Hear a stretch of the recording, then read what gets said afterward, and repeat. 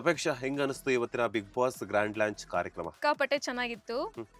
Expect the unexpected ಅನ್ನೋ ಹಾಗೆ ನಾವು ಎಕ್ಸ್ಪೆಕ್ಟ್ ಮಾಡಿದ್ರಲ್ಲಿ ಒಂದಷ್ಟು ಜನ ಬಂದಿದ್ದಾರೆ ಅಂಡ್ ಎಕ್ಸ್ಪೆಕ್ಟೇ ಮಾಡಿಲ್ಲ ಅನ್ನೋ ಕ್ಯಾಟಗರಿಯಿಂದನೂ ತುಂಬಾ ಜನ ಬಂದಿದ್ದಾರೆ.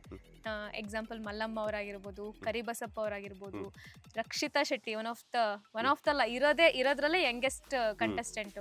ಸೊ ಈ ಥರ ಅನ್ಎಕ್ಸ್ಪೆಕ್ಟೆಡ್ ಕಂಟೆಸ್ಟೆಂಟ್ಗಳೆಲ್ಲ ಬಂದಿದ್ದಾರೆ. Full entertainment package. Mandya, Hassan, Uttara Karnataka, Mangaluru ಎಲ್ಲ ಕಡೆ ಜನರು ಒಂಥರ ಮಿಂಗಲ್ ಆಗಿ ತುಂಬಾ ಚೆನ್ನಾಗಿರುತ್ತೆ ಅಂತ ಹೇಳ್ಬೋದು. ಆ್ಯಕ್ಚುಲಿ ಇಷ್ಟೆಲ್ಲ ಸ್ಲ್ಯಾಂಗ್ಗಳು, ಯಾಕಂದರೆ ಲಾಸ್ಟ್ ಸೀಸನ್ಗಳಲ್ಲೆಲ್ಲ ಆಲ್ಮೋಸ್ಟ್ ಈ ಬೆಂಗಳೂರು ಲೊಕೇಟೆಡ್ ಜನರು ಆ ಥರದವರೇ ಜಾಸ್ತಿ ಇದ್ರು ಆ್ಯಕ್ಟರ್ಸ್ ಇದರಲ್ಲೆಲ್ಲ. ಸೊ ಅವ್ರ ಭಾಷೆಗಳೆಲ್ಲ ಒಂದೇ ಥರ ಇತ್ತು.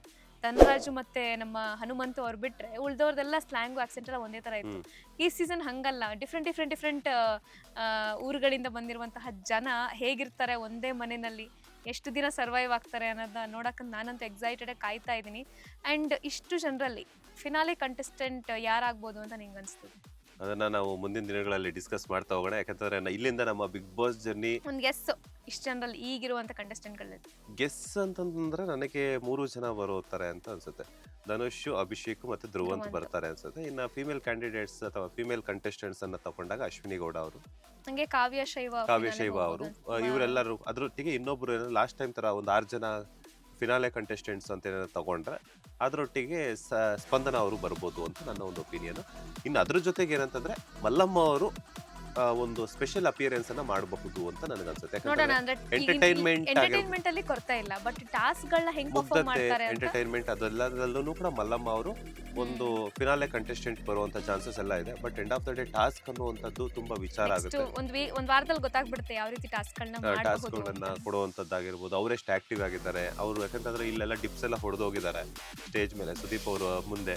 ಬಟ್ ಅಲ್ಲಿ ಹೋಗ್ಬಿಟ್ಟು ಹೆಂಗ್ ಪರ್ಫಾರ್ಮ್ ಮಾಡ್ತಾರೆ ಅನ್ನೋಂಥದ್ದು ಇಂಪಾರ್ಟೆಂಟ್ ಆಗುತ್ತೆ. ನನ್ನ ಪ್ರಕಾರ ಏನಂತಂದ್ರೆ 3 ಜನ ಹುಡುಗರು, ಧ್ರುವಂತ್ ಆಗಿರ್ಬೋದು, ಅಭಿಷೇಕ್ ಆಗಿರ್ಬೋದು, ಧನುಷ್ ಆಗಿರ್ಬೋದು, 3 ಜನ ಬರ್ತಾರೆ. ಇನ್ನು ಫೀಮೇಲ್ ಕಂಟೆಸ್ಟೆಂಟ್ಸ್ ಅಲ್ಲಿ ಅಶ್ವಿನಿ ಗೌಡ ಅವರು ಮತ್ತೆ ಸ್ಪಂದನ ಅವರು, ಅದರ ಜೊತೆಗೆ ಮಲ್ಲಮ್ಮ ಬರ್ಬೋದು ಫಿನಾಲೆ ಕಂಟೆಸ್ಟೆಂಟ್ಸ್ ಆಗಿ ಅಂತ ನನ್ನ ಒಂದು ಒಪಿನಿಯನ್.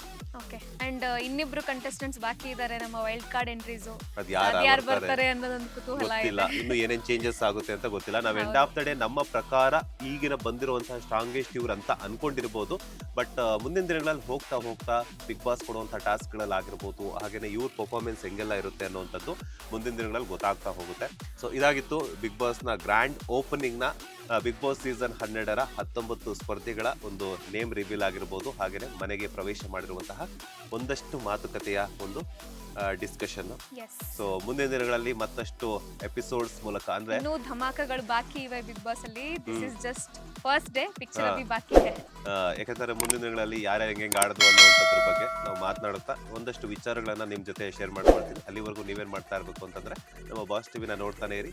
ಯಾರೆಲ್ಲ ಸಬ್ಸ್ಕ್ರೈಬ್ ಮಾಡಿಲ್ವೋ ಸಬ್ಸ್ಕ್ರೈಬ್ ಮಾಡಿ, ಯಾರೆಲ್ಲ ಫಾಲೋ ಮಾಡ್ತಿಲ್ವೋ ಫೇಸ್ಬುಕ್ ಅಲ್ಲಿ ಮತ್ತೆ ಇನ್ಸ್ಟಾಗ್ರಾಮ್ ಅಲ್ಲಿ ಫಾಲೋ ಮಾಡ್ಕೊಳ್ಳಿ. ಮತ್ತೆ ಸಿಗುವ. ಧನ್ಯವಾದಗಳೊಂದಿಗೆ ನಾನು ನಿಮ್ಮ ಮಂಜುನಾಥ್ ಶ್ರೀನಿವಾಸ್. ಹಾಗೆ ನಾನು ಅಪೇಕ್ಷಾ. ಲೇಟೆಸ್ಟ್ ಹಾಗೂ ಇಂಟ್ರೆಸ್ಟಿಂಗ್ ಸುದ್ದಿಗಳಿಗಾಗಿ ಬಾಸ್ ಟಿವಿ ಕನ್ನಡ ಚಾನೆಲ್ನ ಸಬ್ಸ್ಕ್ರೈಬ್ ಮಾಡಿ. ಹಾಗೆಯೇ ಬೆಲ್ ಐಕಾನ್ ಪ್ರೆಸ್ ಮಾಡಿ. ಇದರ ಜೊತೆಗೆ ಫೇಸ್ಬುಕ್, ಇನ್ಸ್ಟಾಗ್ರಾಮ್, ಎಕ್ಸ್ ನಲ್ಲೂ ಮಿಸ್ ಮಾಡದೆ ಫಾಲೋ ಮಾಡಿ.